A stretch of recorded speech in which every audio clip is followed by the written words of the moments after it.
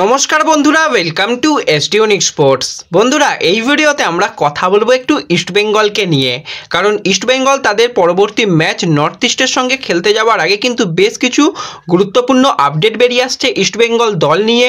তোমরা যে বিষয়টাকে নিয়ে জানতে চাইছিলে, সউল ক্রিসপোর ইনজুরি কী রয়েছে, তো সেই ইনজুরির আপডেট তোমাদের জানিয়ে দেবো এই ভিডিওতে। এছাড়া নতুন বিদেশি প্লেয়ারকে নিয়ে কথা বলার রয়েছে, তো ভিডিওটা খুবই ইম্পর্টেন্ট হতে চলেছে। শুরু থেকে শেষ পর্যন্ত দেখার অনুরোধ করলাম। আর ভিডিও ভালো লাগলে ভিডিওতে লাইক দিয়ে 500 লাইকের টার্গেট পূর্ণ করে দিও। আর যারা চ্যানেলে প্রথমবার এসেছো, চ্যানেলটাকে মনে করে সাবস্ক্রাইব করে নিও আর পাশের বেল আইকনটাকে অন রেখো। আর ফেসবুক পেজ থেকে ভিডিও দেখলে ফেসবুক পেজটাকে ফলো করে নিও, তাহলে তোমাদের প্রিয় দলের খেলার সমস্ত আপডেট তোমরা এখানে পেয়ে যাবে। তো চলো আর দেরি না করে ভিডিও শুরু করা যাক। প্রথমেই যদি আমরা একটুখানি ইস্টবেঙ্গল দলের ক্যাপ্টেন হরমনজোত সিং খাবড়াকে নিয়ে কথা বলি, তো তোমাদের যেরকমটা জানিয়েছিলাম, খাবড়া কিন্তু আবারও ইস্টবেঙ্গল দলের সঙ্গে যুক্ত হতে চলেছে। তো সেইভাবেই সে নিজস্ব সোশ্যাল মিডিয়াতেও সে শেয়ার করেছিল, কলকাতার উদ্দেশ্যে রওনা দিয়ে দিয়েছে। এসে কিন্তু কলকাতাতে বাকি রিকভারি যদি প্রয়োজন থাকে সেটা করবে এবং পরবর্তী সময় ম্যাচ ফিট হয়ে আবারও কিন্তু খাবড়া নামতে চলেছে। তো খাবড়া এলে কিন্তু দলের শক্তি আরও বাড়বে। যেভাবে ইয়াং প্লেয়ারদের সুযোগ কোচ দিচ্ছে, তার সাথে এক্সপিরিয়েন্স প্লেয়ার থাকলে কিন্তু কোচের হাতে অনেক অপশান বেড়ে যাবে। এবং সুপার কাপেও কিন্তু অনেকেই খাবড়াকে খুবই মিস করেছিল, যেভাবে ডুরান্ড কাপের নেতৃত্ব দিয়েছিল খাবড়া। তো আশা করি পরবর্তী সময় আইএসএলের বাকি ম্যাচগুলোও কিন্তু খাবড়া খুব ভালো ফুটবল খেলবে। এবং তারপরই তো এএফসির ম্যাচ রয়েছে, সেখানেও কিন্তু খাবড়াকে প্রয়োজন রয়েছে। এরপর যদি আমরা ইস্টবেঙ্গল দলের নতুন বিদেশি প্লেয়ার ভিক্টর ভাস্কেজকে নিয়ে কথা বলি, তো ভিক্টর তো কলকাতায় এসে গেছে, তোমাদের জানিয়ে দিয়েছিলাম। এবং তাকে দেখে যেটা ভালো লাগছিল যে বেশ বডিটা দুর্দান্ত এবং একটা ম্যাচ ফিট তাকে দেখে মনে হচ্ছিল। এবার দেখো, যে কোনো প্লেয়ার যে কোনো পরিবেশে গিয়ে একটু সময় লাগে।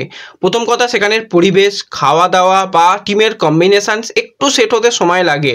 তো সেক্ষেত্রে কিন্তু কোচ একদম দেরি করতে চাইছে না এই প্লেয়ারটাকে নিয়ে, কারণ এই প্লেয়ারকে সত্যিই দরকার। ভিক্টর এলে দলের অ্যাটাকিংয়ের লাইনের আরও বেশি অপশান বাড়বে, তো খুবই ভালো হবে। সেই রকমই কিন্তু ভিক্টর আজকে থেকেই অনুশীলন শুরু করে দিল ইস্টবেঙ্গলের রিজার্ভ টিমের সঙ্গে। এখন ইস্টবেঙ্গলের সিনিয়র টিম আজকে অনুশীলন করবে না, আগামীকাল থেকে তারা অনুশীলন করবে, কারণ সুপার কাপে তাদের প্রত্যেকেরই অনেক পরিশ্রম হয়েছে, তারপরই বড় ম্যাচের একটা প্রেসার। সেক্ষেত্রে কোচ কয়েকদিন ছুটি দিয়েছে, বুধবার থেকেই কিন্তু বলতে গেলে পুরো সিনিয়র টিম অনুশীলন করবে। কিন্তু এই প্লেয়ারটাকে নিয়ে একদমই সময় নষ্ট না করে আজকে সকালেই কিন্তু তাকে অনুশীলনে পাঠিয়ে দেওয়া হয়েছে। এবং হয়তো কোচও ছিল সেখানে, তাকে যেগুলো বলা হয়েছিল সেই জিনিসগুলোই তাকে করানো হয়েছে।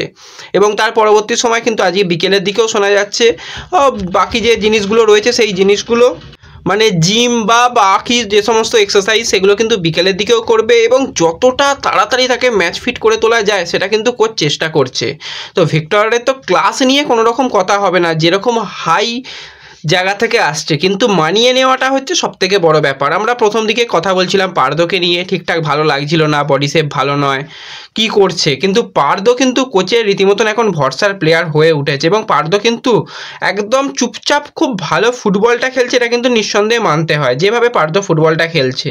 তো সেক্ষেত্রে কোচ কিন্তু এই বিষয়টাকে নিয়ে জানিয়েছে যে পার্দো কিন্তু আমাদের দলে পারফরমেন্স ভালো করছে এবং প্রত্যেককেই একটু সময় দিতে হয়, নতুন একটা পরিবেশ, এবং তার স্ত্রী, দুটো ছোট ছোট সন্তানকে নিয়ে এখানে এসেছে। তো সেক্ষেত্রে নতুন খাদ্যাভ্যাস, ক্লাবের সাথে তার একটা একাগ্রতা হতে একটু সময় দিতে হয়। কিন্তু পার্দো সত্যি আমার ভরসার দাম রাখছে এবং সে দারুণ একটা তার শারীরিক গঠন রয়েছে এবং শারীরিক ক্ষমতা রয়েছে, পায়ে দুর্দান্ত শট রয়েছে, সেন্ট্রাল ডিফেন্সে ভালো খেলতে পারে, সেন্ট্রাল মিডফিল্ডারেও কিন্তু সমান দক্ষ।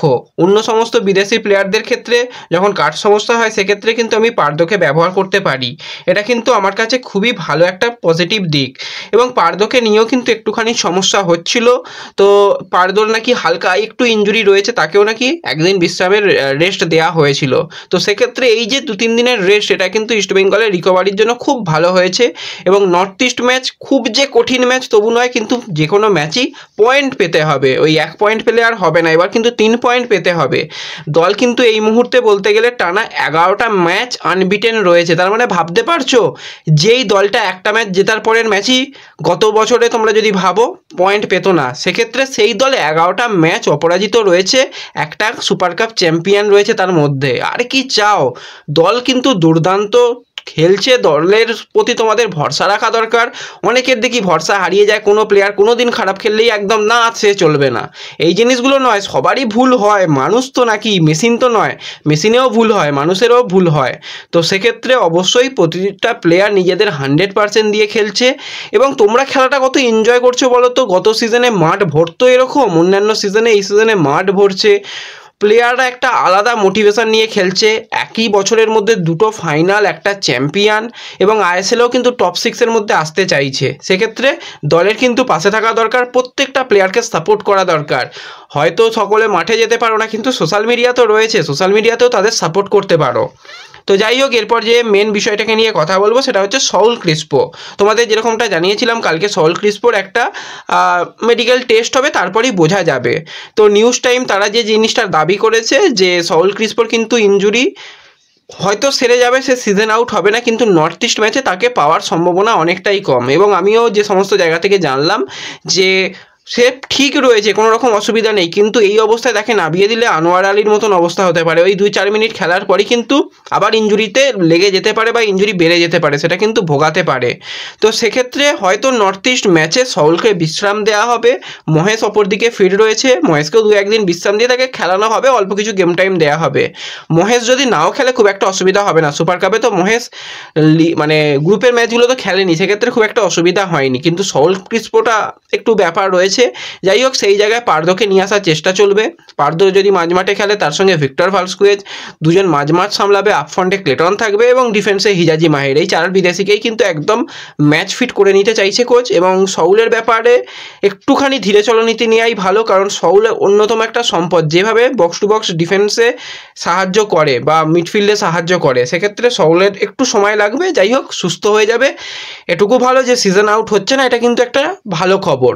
তো একটা ম্যাচ যে তাকে না পাওয়া গেলেও খুব একটা অসুবিধা হবে না। তো এই ভিডিওতে এই কয়েকটাই ছোট্ট আপডেট তোমাদের সঙ্গে শেয়ার করার ছিল। ভিডিও ভালো লাগলে ভিডিওতে লাইক করে দিও, চ্যানেলে প্রথমবার এলে চ্যানেলটাকে সাবস্ক্রাইব করে দিও, ফেসবুক পেজ থেকে ভিডিও দেখলে পেজটাকে ফলো করে নিও এবং ভিডিও সকলের সঙ্গে শেয়ার করে দিও।